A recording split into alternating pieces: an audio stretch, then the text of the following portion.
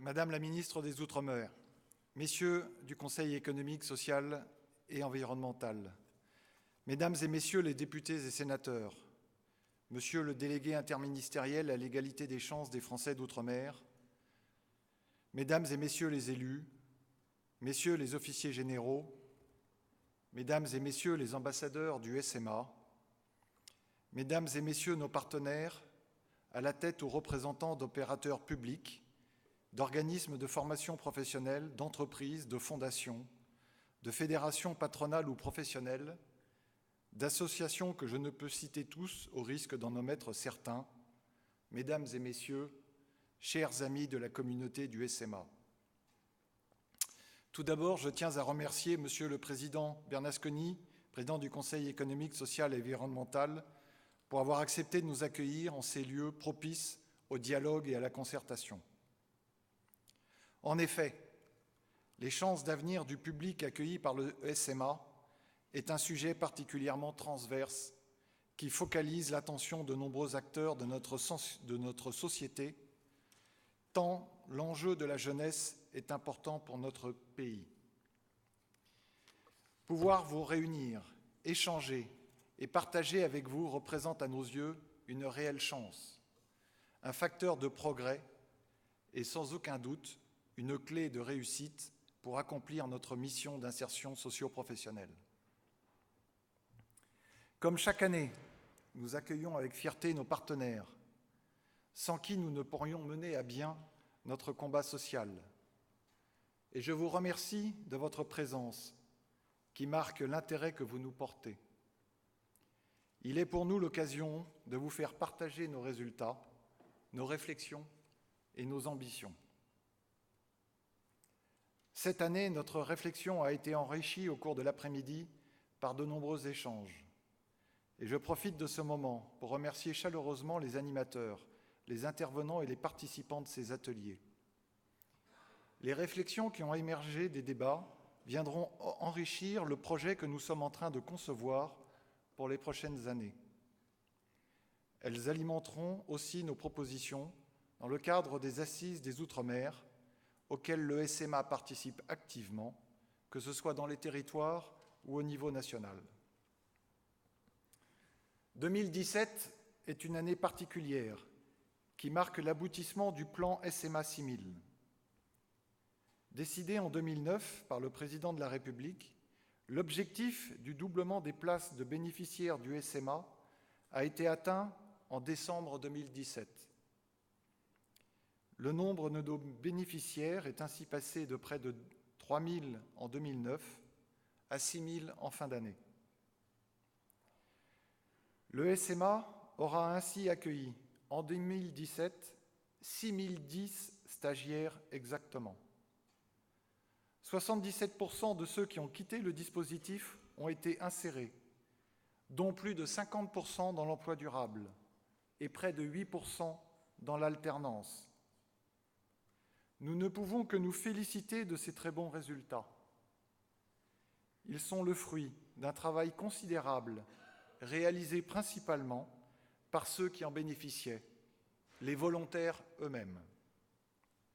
Ils concrétisent aussi l'investissement sans faille des cadres de nos régiments et je souhaite ici, devant vous, les féliciter au profit de nos 7 chefs de corps et de notre chef de détachement de Périgueux qui sont parmi nous ce soir. Cette très bonne performance résulte aussi des remarquables relations entretenues avec un nombre sans cesse croissant de partenaires, qu'ils soient locaux ou nationaux. Ce sont donc en réalité les résultats de tous ceux qui, à nos côtés, ont œuvré au bénéfice de cette partie de la jeunesse ultramarine. Et je vous en remercie pour eux, car croyez-moi, mais vous le savez déjà, ils avaient besoin de nous tous. Le SMA a recruté en 2017 près de 40% de jeunes classés illettrés et 60% de non-diplômés. Au-delà de ces résultats, l'année 2017 aura également été marquée par un événement tragique et inévitable, les cyclones Irma puis Maria aux Antilles en septembre dernier. 3 régiments du service militaire adapté de Martinique, de Guadeloupe et de Guyane ont été engagés massivement à Saint-Martin, ainsi qu'en Guadeloupe, dans le cadre des opérations d'aide aux populations. Parmi eux se trouvaient des Saint-Martinois en cours de formation en Guadeloupe qui ont participé avec leurs camarades antillais et guyanais aux actions de secours et de déblaiement de ces territoires dévastés. Le SMA a démontré aussi sa capacité à être engagé pendant plus de 2 mois aux côtés de leurs camarades des armées, de la gendarmerie et de la sécurité civile, au profit de populations qui avaient besoin d'aide d'urgence. Je ne peux que m'en féliciter et féliciter une fois encore tous les participants à cette intervention exceptionnelle. Ils furent 630 à se succéder dans les différents détachements. Madame la ministre, je vous propose d'acter que le plan SMA 6000 est achevé. Il conviendra désormais d'en exploiter la réalisation en poursuivant l'effort de toutes les équipes successives qui en ont permis l'exécution. Le temps est aussi venu d'en tirer les conclusions et les enseignements afin de préparer le bond suivant. Il me faut tout d'abord relever le soutien indéfectible des différents ministères des Outre-mer successifs, de leur cabinet, ainsi que la Direction générale des Outre-mer, pour réunir les conditions favorables permettant d'atteindre cet objectif ambitieux. Sans cette volonté politique, sans cette confiance qui a été accordée au SMA, l'atteinte des 6 000 places de bénéficiaires n'aurait pas été possible. Et permettez-moi, Madame la Ministre, en y associant la Direction générale des Outre-mer, de vous en remercier en pensant naturellement à ceux qui vous ont précédés. Ce succès n'aurait pas été possible non plus sans l'engagement déterminé de tous les militaires qui, depuis 7 ans, ont œuvré sans ménager leurs efforts pour atteindre cet objectif. Chacun à son niveau, quelle que soit sa fonction et son territoire d'affectation, a tiré son énergie et sa détermination dans les yeux des volontaires, en y lisant leurs nombreuses attentes, mais aussi leur reconnaissance d'avoir pu compter sur l'aide dont ils avaient besoin pour prendre en compte leurs difficultés et les préparer à un avenir meilleur. Enfin, j'y associe bien sûr tous nos partenaires, qu'ils soient publics ou privés, qui nous aident au cœur de l'action. Ils nous apportent leurs compétences et leur soutien. Vous êtes si nombreux que je risquerais d'en oublier si je voulais établir la liste de tous ceux qui, dans le domaine du recrutement, de la formation ou de l'insertion, ont permis de fournir un espoir à chacun de nos volontaires. Cette dynamique partenariale est bien aussi une des clés du succès. Nous en sommes convaincus. Dès lors, il est nécessaire d'accepter de constater nos lacunes, nos faiblesses et sans doute quelques erreurs. Nous pouvons bien sûr nous féliciter de ce taux de 77% d'insertion. Il n'en reste pas moins que 23% de ces jeunes ne sont pas insérés dans les 6 mois suivant leur sortie du dispositif. Nous pouvons aussi sans doute nous féliciter d'avoir réussi à maintenir à faible niveau notre taux d'attrition. Il n'en reste pas moins qu'un peu plus de 11% des jeunes volontaires abandonnent le SMA en cours de formation. Parmi eux, nous retrouvons malheureusement ceux qui concentrent les plus grandes difficultés, qu'elles soient cognitives, sociales ou psychologiques. La solution proposée par le SMA des 6 000 places, qui a été profondément modifiée depuis le SMA de 2009, n'a pas pu leur convenir ou répondre à leurs vrais besoins, le plus souvent dissimulés. C'est donc à ces besoins, souvent les plus complexes, que le SMA doit s'efforcer de mieux répondre, afin d'éviter de laisser ces jeunes sur le bord de la route. Ces réponses peuvent être simples et pragmatiques. Elles devront sans doute passer par un accompagnement plus long et plus diversifié que celui que nous proposons actuellement.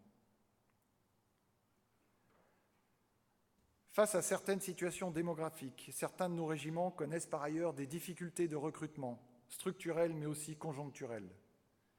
C'est le cas notamment aux Antilles. Le plan SMA 6000 a prévu le doublement des places proposées en 2009 sur chaque territoire. Mais vous le savez bien, les données démographiques de certains départements ont considérablement évolué depuis 7 ans. Il est nécessaire de les prendre en compte et de s'y adapter pour répondre aux vrais besoins de chaque entité. Mayotte ou la Guyane, par exemple, présentent des caractéristiques particulières qui nécessitent des réponses particulières. Je suis intimement persuadé qu'une des forces du SMA réside dans sa capacité d'adaptation aux réalités locales, qu'elles soient démographiques, organisationnelles ou économiques. Ces réalités sont autant d'impératifs à prendre en compte dans la définition du modèle que nous avons ensemble le devoir de définir pour l'avenir dans l'intérêt de chacun de nos outre-mer. Vous le savez, le SMA œuvre au profit d'une jeunesse qui cumule souvent les difficultés qui les éloignent de l'emploi. Les situations d'illettrisme, parfois graves, les situations médicales, sociales et psychologiques complexes que présentent bon nombre de nos volontaires fragilisent leurs chances d'exclusion. Pourtant, en frappant à notre porte, en cachant le plus souvent leurs difficultés qu'ils ne mesurent pas réellement, nos volontaires acceptent de se soumettre à un régime de vie pour le moins contraignant. J'ai l'intime conviction que nous avons un devoir à leur égard, car leur appel à l'aide, leur appel au secours mérite toute notre attention, voire même notre compassion. Notre intention est simplement de pouvoir y répondre, pour chacun d'entre eux. Il me semble dès lors opportun de ne pas chercher à faire plus de SMA, mais mieux de SMA. Après l'objectif quantitatif qui nous a été fixé en 2009, que nous avons atteint, il convient de stabiliser à présent notre dispositif pour renforcer la qualité de notre formation en l'adaptant aux vrais besoins de chaque jeune volontaire. Ils nous confient en quelque sorte leur avenir. Nous devons y répondre au mieux. Plus qu'une obligation, c'est un devoir que d'aider chacun d'entre eux selon ses besoins. Le SMA que j'appelle de mes vœux, fort de son expérience actuelle et de ses capacités, avec l'aide et la collaboration de chacun d'entre vous, doit répondre à cette attente fondamentale de ces jeunes qui veulent devenir, comme chacun d'entre nous, responsables, autonomes et pleinement intégrés dans notre société. Cette ambition constitue la base du nouveau modèle du SMA que nous proposons d'atteindre. Il aura fallu 7 ans pour réussir à doubler notre offre de formation. Je propose que nous nous accordions aussi à nouveau 7 ans pour atteindre ce nouveau modèle. Ce projet, nous l'avons baptisé SMA 2025. Nous y travaillons depuis près de 2 ans. Je vous propose d'en exposer les principales orientations qui ont été élaborées à partir des travaux que nous avons menés avec l'ensemble de nos partenaires, institutionnels ou privés, dans l'intérêt unique des jeunes que nous accueillons. Ce SMA 2025 doit permettre de répondre aux besoins d'insertion des volontaires, en prenant en compte, d'une part, les caractéristiques sociales et économiques de leur environnement, et d'autre part, les faiblesses identifiées de notre modèle actuel. Il s'agira en réalité d'investir pour une employabilité durable de chacun d'entre eux, en adaptant nos parcours de formation afin qu'ils répondent à leurs besoins en compétences, qu'elles soient sociales ou professionnelles. Cette approche par compétences nécessitera d'évaluer les acquis de chaque volontaire en début de parcours, mais aussi ses besoins auxquels le parcours qu'il suivra devra répondre. Le but recherché est bien d'armer chacun d'entre eux pour le préparer le plus durablement possible à sa vie d'adulte. Il conviendra aussi de renforcer l'accompagnement individuel de ceux qui en ont le plus besoin pour éviter au maximum qu'ils ne restent sur le bord du chemin.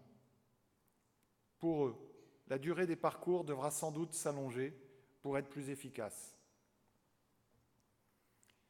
L'illectronisme étant aussi pénalisant que l'illettrisme, le SMA souhaite aussi s'engager dans une révolution numérique, que ce soit dans la formation qu'il dispense ou dans le cadre de vie qu'il propose aux volontaires. Nos volontaires doivent pouvoir s'adapter à l'évolution sociale et professionnelle générée par ce nouveau monde connecté. Ils sont déjà connectés pour la plupart, mais pour renforcer cette employabilité que nous appelons de nos vœux, il s'agira concrètement de les connecter professionnellement, ce qui constituera un véritable défi. Nos régiments présentent l'avantage de concentrer en un lieu et pendant une durée assez longue une part de la jeunesse qui constitue la cible privilégiée de nombreux acteurs sociaux, publics et privés. Ils constituent à ce titre de véritables plateformes dans lesquelles ces acteurs doivent pouvoir agir en complémentarité du SMA pour que tous les efforts se combinent au profit de ces jeunes. C'est déjà souvent le cas, mais il faut en développer l'intensité afin d'en accroître les effets. C'est un des principes simples que nous apprenons à mettre en œuvre dans notre métier militaire, la concentration des efforts. Il y en a un deuxième qui vise l'économie des moyens. Notre souhait est simplement d'ouvrir nos portes à de nouveaux partenaires afin que le maximum d'efforts se concentre au seul profit des volontaires tant qu'ils sont dans nos murs, pour éviter peut-être de perdre du temps à leur courir derrière quand ils n'y seront plus. Nos régiments n'ont jamais été des prisons dans lesquelles il est impossible de rentrer, bien au contraire. Toutes ces actions au profit de nos volontaires doivent être considérées comme un véritable investissement qui doit renforcer non seulement leur employabilité initiale pour leur première insertion dans le monde du travail, mais aussi sur le moyen ou sur le long terme. Ce nouveau projet a bien pour but d'investir pour une employabilité durable au service des jeunes et des entreprises des Outre-mer. Depuis plus de 56 ans, le service militaire adapté accompagne le développement de nos Outre-mer. Ces territoires évoluent. Le SMA, élément structurant d'une partie de la jeunesse ultramarine, doit s'adapter à ces évolutions. L'ensemble de ces pistes doit contribuer à l'édification de la société de compétences présentée dans le grand plan d'investissement 2018-2022 du Premier ministre. Le SMA souhaite investir davantage dans les compétences individuelles, renforcer la qualité de ses formations pour des effets durables et s'adapter à la société numérique à laquelle il serait rédhibitoire de vouloir échapper. Le SMA souhaite demeurer au service des dynamiques socio-économiques spécifiques des territoires ultramarins en cherchant à faire encore mieux. Il devra apporter progressivement une réponse encore plus efficace, adaptée et durable, à la fois pour les jeunes, pour les entreprises et pour les politiques publiques des et dans les Outre-mer. Madame la Ministre, Mesdames et Messieurs, le SMA 2025 n'est pas un projet révolutionnaire. Il consiste essentiellement à consolider un dispositif qui a fait, me semble-t-il, ses preuves. Je vous remercie de continuer à partager cette nouvelle aventure avec nous. Je vous remercie de la confiance que vous nous accordez et surtout de celle que vous accordez aux volontaires du SMA. Nous écrirons ensemble ce nouveau chapitre de l'histoire du SMA. Nous le devons même, car cette jeunesse qui nous rassemble ce soir n'en attend pas moins de nous.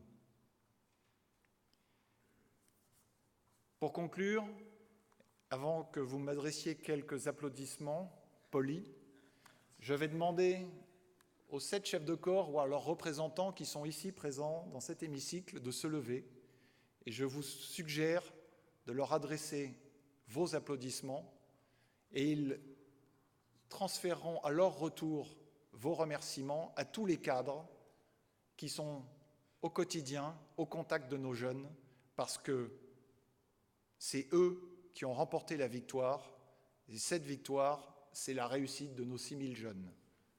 Mesdames, Madames et Messieurs les chefs de corps, je vous demande de vous lever.